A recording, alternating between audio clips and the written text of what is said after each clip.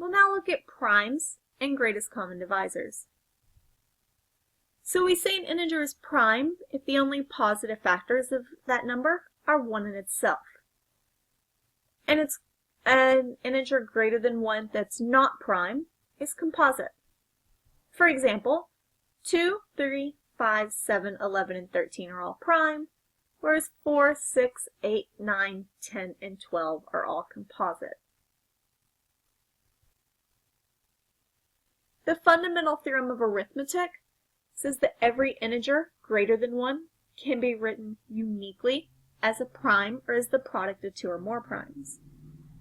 So for example, 200 can be written as 2 cubed times 5 squared, 88 can be written as 2 cubed times 11, and 73, since it's prime, is just written as 73. If n is composite, it has a prime divisor that's less than or equal to the square root of n. So this means if I need to know if a number is prime or composite, I only need to check prime numbers smaller than its square root. For example, is 103 prime? Well, the square root of 103 is approximately 10.14, so I only need to check prime numbers less than 10, like 2, 3, 5, or 7. And none of these can evenly go into 103, so 103 is prime. Now let's actually find a prime factorization. And I'm going to do this with a factor tree. So I start by finding any two numbers that multiply to be 184. And it can be any two. I picked 4 and 46. I'm then going to look at this individually. 4 is 2 times 2, and 46 is 2 times 3. Now all of these numbers are prime. So depending on where you start, if you didn't start with 4 and 46, you may have to do a few more steps before you get all primes. So I have that 184 is 2 cubed times 23. If a and b are integers, not both 0, the largest integer that divides into each of them is called the greatest common divisor. We denote it by the GCD of a and b. For instance, what's the GCD of 36 and 48? Well, the divisors of 36 are 1, 2, 3, 4, 6, 9, 12, 18, and 36. For 48, I have 1, 2. I seem to be missing 3. 6, 8, 12. I'm missing 18, or rather 16, 24, and 48. And I can see out of what they have in common, 12 is the biggest one that they both share. So the GCD is 12. What about 32 and 45?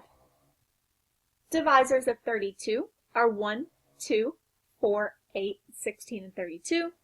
The divisors of 45 are 1, 3, 5, 9, 15, and 45. So the only thing they have in common is 1. So the GCD is 1.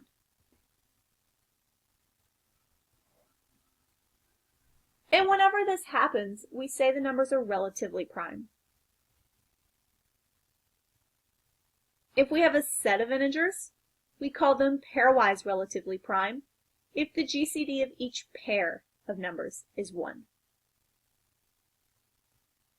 So if I look at 10, 19, and 27, well, the pair 10 and 27 has a GCD of 1. The pair of 19 and 27 has a GCD of 1. And the pair of 10 and 19 has a GCD of 1. So these are pairwise relatively prime.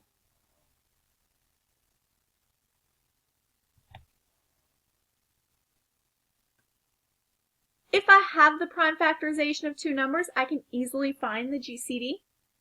And it's given by the numbers that are shared raised to the smallest power. For example, 100 is 2 squared, 5 squared. 280 is 2 cubed times 5 times 7. So for the GCD, I look at what they have in common, which is the 2 and the 5. And then I look at the 2 The exponents here are 2 and 3. 2 is smaller. On the 5, the exponents are 2 and 1. 1 is smaller, so I have 2 squared times 5, which is 20.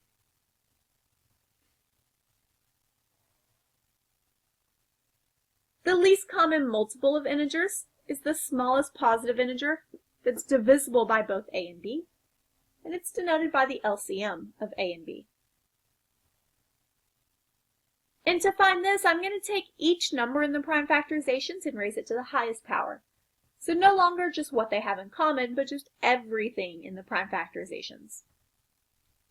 So this time, the LCM of 100 and 280, I have a 2. I can see the highest power on it is the cubed. I have 5s. The highest power on those is a squared. And I also have this 7. So 2 cubed times 5 squared times 7.